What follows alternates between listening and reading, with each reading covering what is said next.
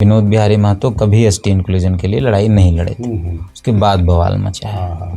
अचानक क्यों आपको लगा कि ये बात बोलनी चाहिए? कुर्मी समुदाय बोल रहा है कि हमको एसटी में शामिल कीजिए, एसटी बोल रहा है हमारे घर में मत घुसिए। ये लड़ते लड़ते रोड में आ गया सब।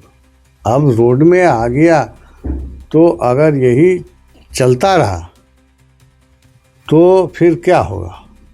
फिर होगा मारकाट होगा आदिवासी और कुर्मी के बीच में। इसको कोई नहीं रोक सकता। अगर यही रफ्तार रहा, होना ही है आज तक, अगर ऐसा हुआ तो फिर अगर ऐसा होता है तो फिर मणिपुर बन जाएगा। अब आदिवासी या शेड्यूल ट्राइब बनना चाहते हैं तो आपको शेड्यूल ट्राइब वाला सब लक्षण लेना पड़ेगा। आदिवासी बनिएगा तो ये तो बोल रहे हैं कि हम लोग तो हैं, हम लोग करते हैं। क्या करते हैं?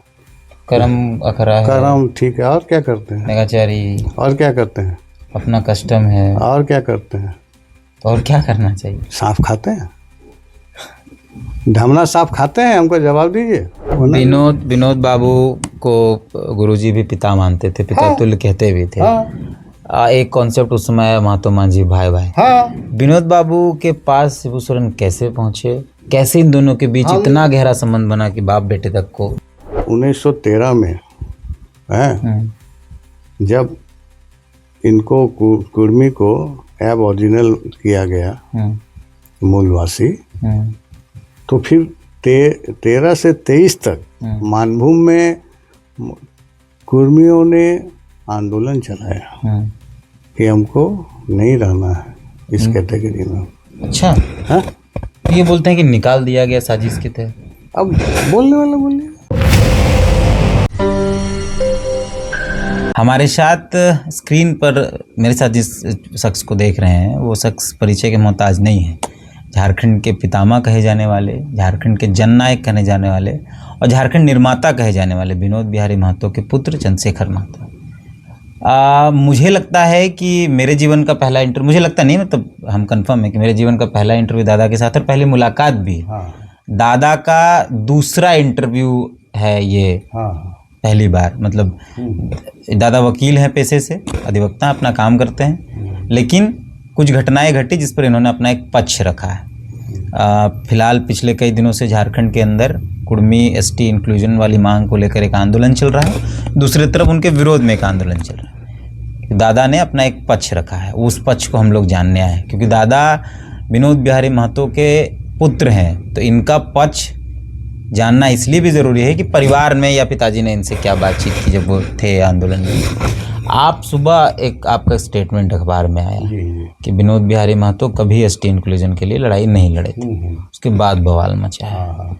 अचानक क्यों आपको लगा कि ये बात बोलनी चाहिए? हम ये देखे कि सोशल मीडिया में कुर्मी समुदाय और एसटी समुदाय एकदम आमने सामने हो गए। वो माने ये उसको बर्दाश्त नहीं कर पा रहे हैं, माने एक दूसरे का एकदम खिलाफ हो गए हैं। कुर्मी समुदाय बोल रहा है कि हमको एसटी में शामिल कीजिए, एसटी बोल रहा है हमारे घर में मत घुसिए। ये लड़ते लड़ते रोड में आ गया सब। अब रोड में आ गया तो अगर यही चलता रहा तो फिर क्या होगा?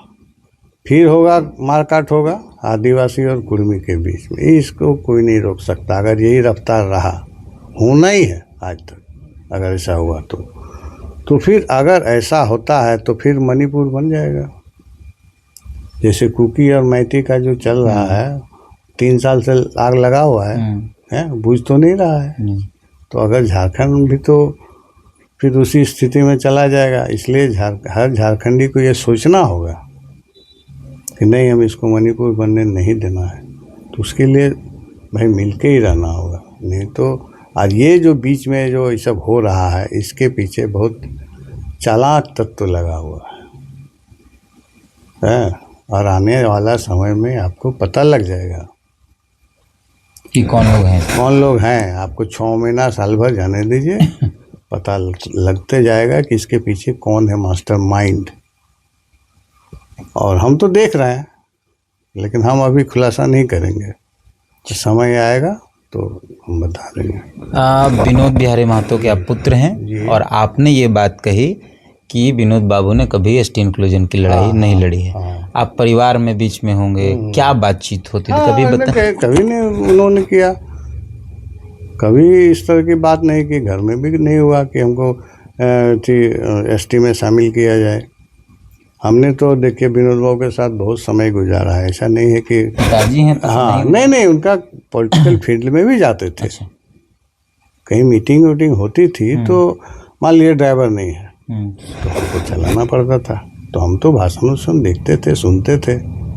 तो उस समय तो इस तरह की कोई बात नहीं होती थी हैं। और उसके बाद भी देखिए शक्तिनाथ महतो हैं, निर्मल महतो, सुनील महतो, ये जो हमारे कुर्मी समुदाय के महापुरुष लोग हैं जिनको सब कोई मानता है, नॉट ओनली कुर्मी, सभी कोई रिगार्ड देते हैं। उन्होंने तो कभी नहीं कहा कि कुर्मी को आदिवासी बनाओ। अगर कुर्मी को आदिवासी बनाओ का नारा होता तब तो झारखंड मुक्ति मोर्चा बनता ही नहीं है। बनता क्या? नहीं बनता। शिबू सोरेन अलग रहते, विनोद बिहारी महतो अलग रहते। विनोद बिहारी महतो अपना आंदोलन करते कि हमको कुर्मी बनाओ, निर्मल महतो आंदोलन करते हमको आदिवासी बनाओ। यही ना होता तो जॉइंट तो कभी होता नहीं। तो इसलिए हम बहुत 99% के 100% हम श्योर हैं कि ये आंदोलन कभी नहीं। तो जो लोग बोल रहे हैं कि विनोद बिहारी महतो ने कुर्मी आंदोलन को रोका, उसके बाद अलग राज्य आंदोलन को बढ़ाया, कुर्मी आंदोलन क्या था? शिवाजी समाज का था ना। तो सामाजिक कुरीति दूर करने का एक तरीका था। एक सामने में कोई प्रतीक होना चाहिए, किसी को आप मानिएगा तो एक आइडल होना चाहिए। उस समय झारखंड में कोई आइडल था नहीं कुर्मी समुदाय के पास, तो एक चाहिए ना कि नहीं चाहिए? हाँ, मतलब कोई भी समाज बढ़ता है तो एक आइकन लेता है। कोई भी समाज बढ़ता है तो एक आइकन लेके चलता है। आदिवासी समाज का बिरसा मुंडा को लेके चलता है, कुशवाहा का जगदेव बाबू, कुशवाहा का जगदेव बाबू, तो सब कोई अपना एक आइडियल लेके चलता है, आइडल। तो उसी तरह विनोद बाबू लेके चले। उसके बाद तो फिर देखिए जब आपका झारखंड मुक्ति मोर्चा हुआ तब तो शिवाजी समाज खत्म हो गया है। उसकी तो और जरूरत नहीं पड़ी। सोनो संथाल समाज आज भी चल रहा है, इसमें कोई शक नहीं। हाँ, चल रहा है, जिसको गुरुजी चलाते थे। हाँ, जिसको गुरुजी चलाते थे। तो ठीक है, अब कुर्मी शिवाजी समाज चलाने वाला अब कोई है नहीं, तो चल बंद हो गया। कुर्मी जो अभी आंदोलन कर रहे हैं उनका कहना है कि शिवाजी उनके मतलब पूर्वज थे ही नहीं, उनका वंशज ही नहीं है ये लोग, झारखंड के जो। अरे वो तो कुर्मी थे, हम तो बता रहे हैं ना। है शिवाजी तो कुर्मी थे ना भाई। तो और हम लोग क्या है? हम लोग भी तो कुर्मी है ना। कुर्मी और कुर्मी यही ना बात है, यही डिफरेंशिएट तो यही। आप ये लोग बोलता है कुर्मी थे और बहुत, तो अब कुर्मी थे ठीक है। तो आप जब 1913 में जब इनको कुर्मी को एबॉरिजिनल किया गया, मूलवासी, तो फिर 13 से 23 तक मानभूम में कुर्मियों ने आंदोलन चलाया कि हमको नहीं रहना है इस कैटेगरी में। अच्छा, हाँ, ये बोलते हैं कि निकाल दिया गया साजिश के तहत। अब बोलने वाला बोलिए, हम थोड़ा मेरा स्टैंडर्ड जो है ना थोड़ा उससे हाई है। तो उन लोग अपने आप को मानने से इनकार कर दिया। उस समय बहुत तरह का रिजोल्यूशन पास हुआ, समझे? आदिवासी नहीं मतलब। हाँ, तो उसके बाद 1929 में एक कुर्मी, मुजफ्फरपुर में कुर्मी का सम्मेलन होता है। वहाँ फिर बोलता है कि नहीं, हम लोग कुर्मी और कुर्मी एक के हैं, तो हम लोग आदिवासी नहीं है। और सेंसस जो मेरी जानकारी है, सेंसस ऑफिसर को बोला कि हमको डिलिस्ट किया जाए, समझे ना? तो फिर वो लोग मान लिया, अफसर लोग इसको लिस्ट से हटा दिया।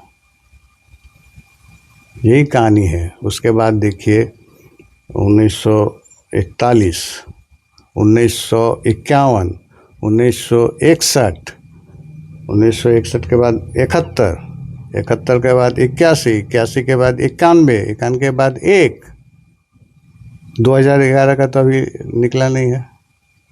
तो इतना साल हो गया, इतना सेंसस हुआ, कभी किसी ने तो विरोध नहीं किया कि हमको कुर्मी में ST में शामिल कर लिया जाए। तो करना चाहिए था। अगर आपको लगता है कि नहीं गलती हुआ, साजिश हुआ, तो आपको तो करना चाहिए था ना। देश तो आज़ाद हुआ 48 में, तो आप इतना साल रह गए, आप OBC बन गए, उसका भी आप विरोध नहीं किए, तो आखिर कौन वाला चीज़ माना जाए? एक तो मानना होगा ना। तो कानून अभी कौन सा चलेगा? अभी जो वर्तमान में हुए ना चलेगा, ना अंग्रेज वाला चलेगा। अभी जो है वही चलेगा। तो अभी अगर हम OBC में हैं तो फिलहाल के लिए रहने दिया जाए। अब आदिवासी या शेड्यूल ट्राइब बनना चाहते हैं तो आपको शेड्यूल ट्राइब वाला सब लक्षण लेना पड़ेगा। आदिवासी बनिएगा तो ये तो बोल रहे हैं कि हम लोग तो हैं, हम लोग करते हैं सब। क्या करते हैं? करम अखरा है, करम ठीक है, और क्या करते हैं? नगाचारी, और क्या करते हैं? अपना कस्टम है, और क्या करते हैं? तो और क्या करना चाहिए? सांप खाते हैं? धमना सांप खाते हैं? हमको जवाब दीजिए। सुअर मारते हैं? शिकार, सुअर का शिकार। हाँ, आपका ये करते नहीं है। हड़िया पीते हैं? तो उसका कल्चर है ना कि नहीं है? बोलिए, है ना। आदिवासी को हंटरर क्यों बोला जाता है? Gatherer and Hunter. गैदरर माने क्या? जंगल से जो फल फूल है उसको इकट्ठा करके खाना, है ना। और हंटर क्या है? जंगल गए, आप शिकार किए, मार के खाए। आज भी होता है। 12 साल में जनी शिकार ये सब होता है कि नहीं? हर साल एक तो शिकार होता है। आदिवासी तीर धनुष लेके जाता है, तो वो सब गुण सब आपको लेना पड़ेगा। अब आपको शरणा धर्म लेना पड़ेगा। आप के घर में क्या कल्चर रहा है? क्या मेरा घर में देखिए, हम बहुत स्पष्ट बोल देते हैं। हम तो किसी भगवान को मानते ही नहीं हैं, और ना हम कोई पूजा करते हैं। हम आज तक न मंदिर गए हैं, न मस्जिद गए हैं, न गुरुद्वारा गए हैं, कहीं नहीं गए। हमको इस सब में विश्वास ही नहीं है। और मेरा घर में भी वही सब होता है। पिताजी कभी मंदिर नहीं गए, समझे ना। अम्बेडकरवादी रहे हैं। हाँ, हम तो उनको झारखंड का अम्बेडकर मानते हैं। पिताजी, हाँ, कोई माने या ना माने, नहीं हैं। झारखंड का अम्बेडकर और विनोद बिहारी महतो का अगर लाइफ का एनालिसिस कीजिएगा ना, कंपैरिजन कीजिएगा ना, तो बहुत कुछ मिलेगा। 90% आपको मिलेगा, 10% ही इधर से उधर होगा। हम स्टडी कर चुके हैं। आप तो देखे भी हैं, मुकायदे साथ रहे हैं तो देखे भी हैं। नहीं, हम तो देख चुके हैं। हमको तो विनोद बिहारी महतो का स्टडी हमारा किया हुआ है, इनका भी स्टडी किया हुआ है। अम्बेडकर जी और विनोद बिहारी महतो में बहुत ज़्यादा फर्क नहीं है। वो भी शिक्षा के लिए किए, ये भी शिक्षा के लिए किए। दोनों के नारे में भी बहुत समानता है। हाँ, वही गरीब थे, ये भी गरीब थे। वो भी छुआछूत भोगे, हम लोग भी छुआछूत भोगे एक टाइम में। कोट वो भी पहने, कोट विनोद। हाँ, उसके बाद आप देखिए उसको मदद जो किए अम्बेडकर को, साहू जी महाराज। विदेश जाने के लिए पैसा कौन दिया उसको? साहू जी महाराज। साहू जी महाराज कौन था? साहू जी महाराज शिवाजी का वंशज था, कुर्मी था। इसको ये फैक्ट है, सच्चाई है, इसको कोई नहीं झुटला सकता है। उसी तरह विनोद बिहारी महतो को भी कोई मदद किया था लॉ करने के लिए। तो बहुत तरह का सिमिलरिटी है। दोनों का मूर्ति भी जब लगता है तो हाथ में उनके भी किताब रहता है, विनोद बाबू की किताब रहता है। तो बहुत तरह का सिमिलरिटी है। वो तो हम तो मानते हैं, कोई माने नहीं माने वो अलग चीज़ है, तो सबका। लेकिन आपका बहुत विरोध होगा। ये भैया तो कह दीजिए ना, हम कहाँ बोल रहे हैं कि अब हम तो किसी के आगे हाथ नहीं जोड़ेंगे। सुबह से ही जब से आपको अखबार कटिंग आया तब से आपका।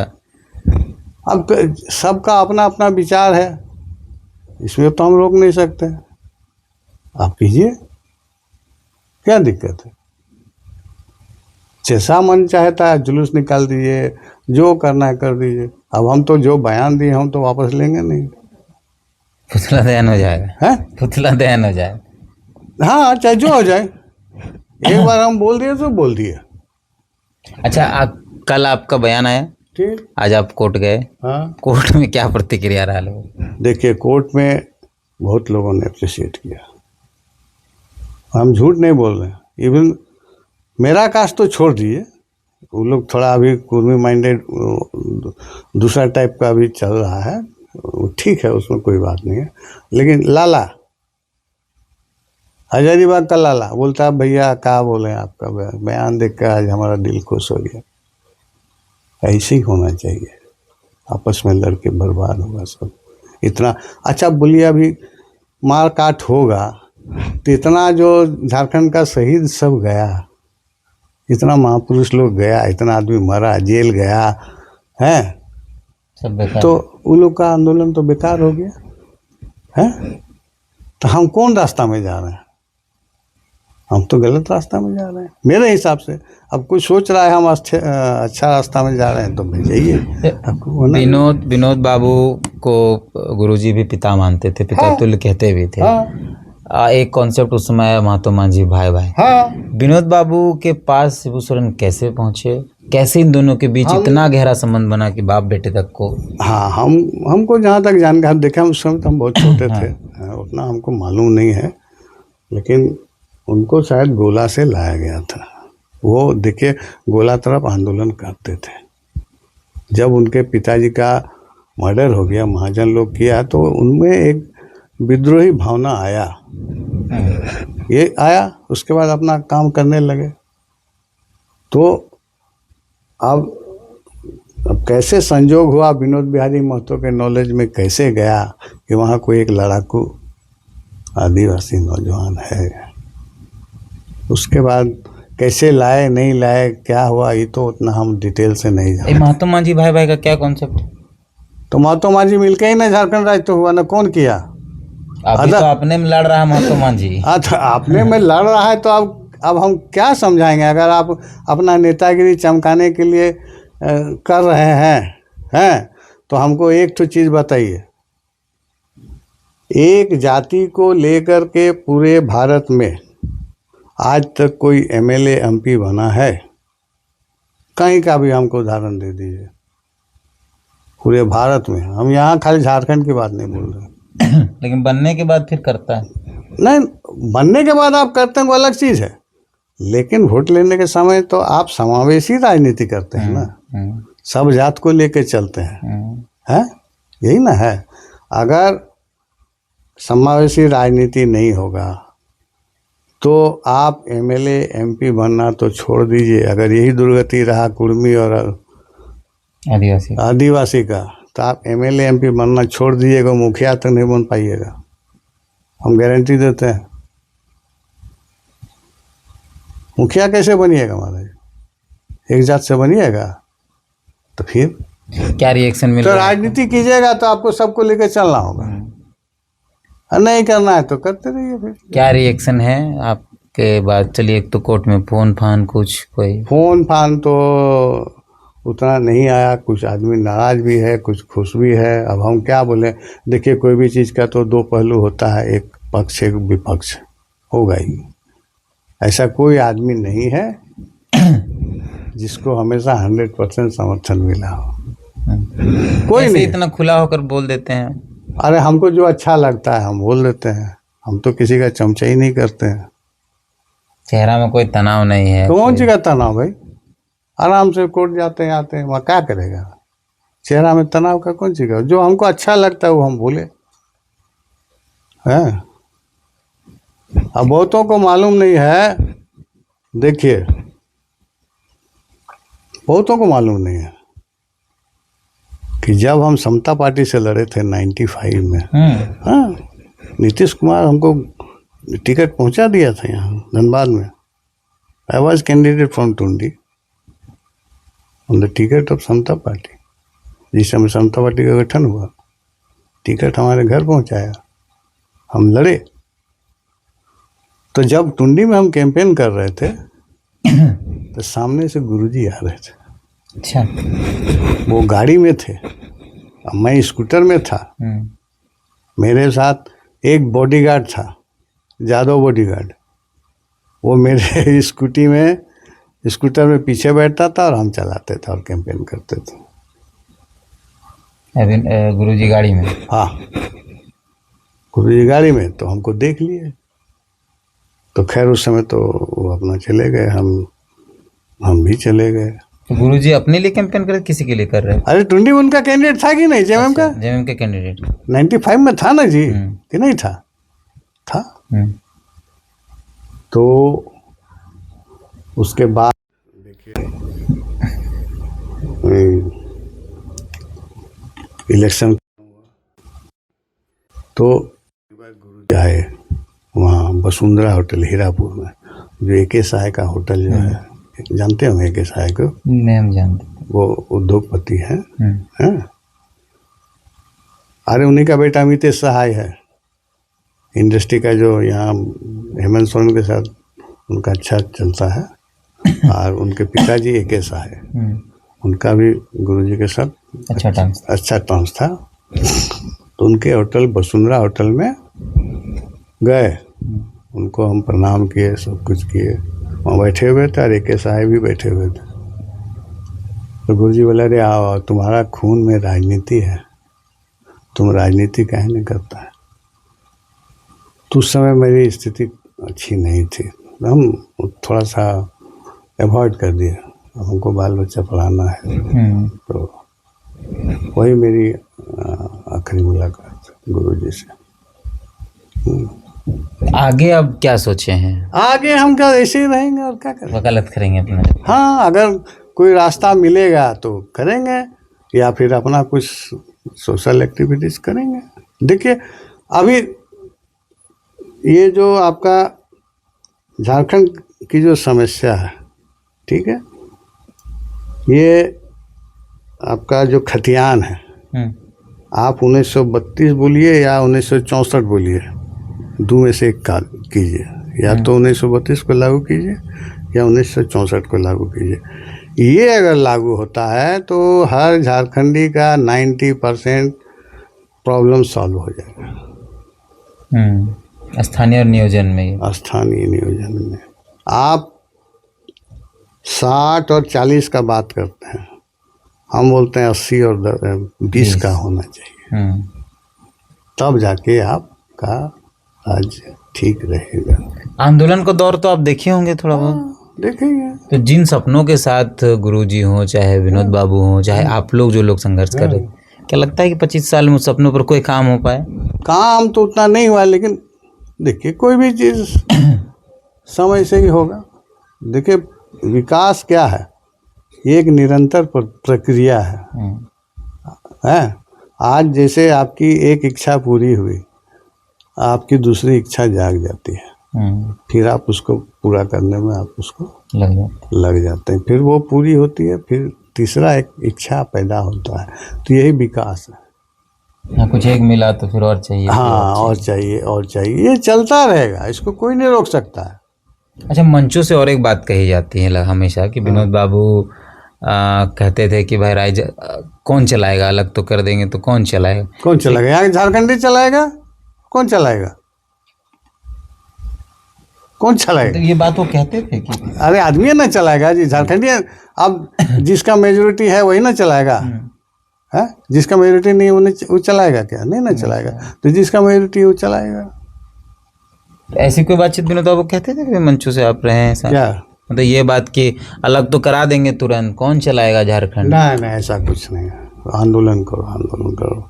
अरे झारखंड तो 2000 में हुआ ना, 91 में वो एक्सपायर कर गए हैं। जिंदा रहते तो हो सकता है, क्या होता नहीं होता कौन जानता है। तो 91 में तो उनके आप देखिए, सीधी सी बात है, अब हम बोल देते हैं कि कुर्मी और एसटी आदिवासी बंटोगे तो मरोगे, सीधी सी बात है।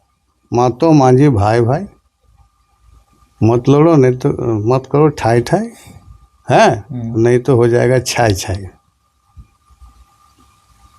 ये अगर नहीं समझेगा झारखंडी, दोनों को नुकसान है। हम ये नहीं बोल रहे इसको नुकसान है उसको फायदा है, नुकसान तो हर हाल में दोनों को होगा। अच्छा, एक बात कहा जाता है, विनोद बाबू के देहांत पर भी कई सवाल उठते हैं। क्या था वो अंतिम बातचीत है, क्या अंतिम बातचीत अगर क्या होगा, तो देखिए वो जब डेथ हुआ है तो उस समय घर में मैं था, मेरी पत्नी थी यहाँ। हाँ, वहाँ वो पुराने वाले मकान में, बलियापुर नहीं यहीं पर। अच्छा, यहीं। हाँ, तो एक फ़ोन आया, उस समय लैंडलाइन था। हम लोग ऊपर तल्ला में सोए थे।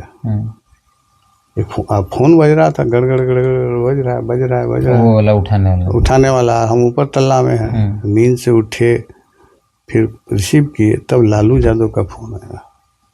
अच्छा, लालू यादव, हम लालू यादव बोल रहे हैं, दादा एक्सपायर कर गया। अच्छा, तो ये सूचना आप लोगों को लालू यादव ने दी? हाँ। बाबा तो दिल्ली में थे। हाँ, तो ये तो बात है। तो फिर आप लोग को क्या पता चला कि हार्ट अटैक हुआ या क्या? हार्ट अटैक, हाँ, ऐसे कुछ हुआ। हम लोग तो उतना इन्वेस्टिगेशन किए नहीं। अब माहौल ऐसा था, क्या था नहीं था, कौन जानता। फिर वहाँ से बॉडी कैसे आई? बॉडी आपका देखिए, वहाँ से बॉडी आया, सेना का हेलीकॉप्टर जो था। हमको लगता है उस दौर में पहले ऐसे सांसद थे, सेना का हेलीकॉप्टर आया और उसके बाद वहाँ से बोकारो एयरपोर्ट है, बोकारो एयरपोर्ट से फिर ट्रक से उनका लाश लाया गया घर में।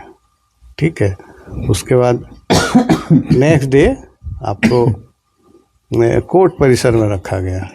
वकील थे इसीलिए रखा गया। तो उनको वकीलों ने श्रद्धांजलि दिया।